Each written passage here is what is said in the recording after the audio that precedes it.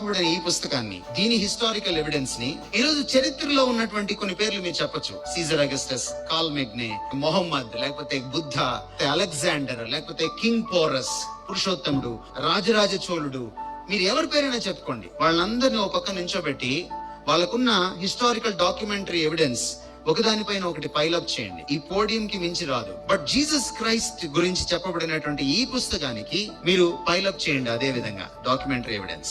2.5 miles height వస్తుంది అది. You believe me or not. ఒక్క న్యూ టెస్టమెంట్ కి కనీసం 1 mile హైట్ వస్తుంది. అండ్ జీసస్ క్రైస్ట్ గురించి ఇందులో ఏం రాయబడిందో అదే హిస్టారియన్స్ కూడా చెప్పారు.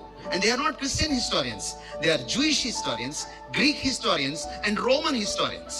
Flavius Josephus, Tacitus, Thucydides, Pliny the Younger, etc. etc. Bible ఏం చెప్తుందో యేసు ప్రభు గురించి వాళ్ళు చెప్పిన విషయాలతో మ్యాచ్ అవుతుంది. మీరు ఈరోజు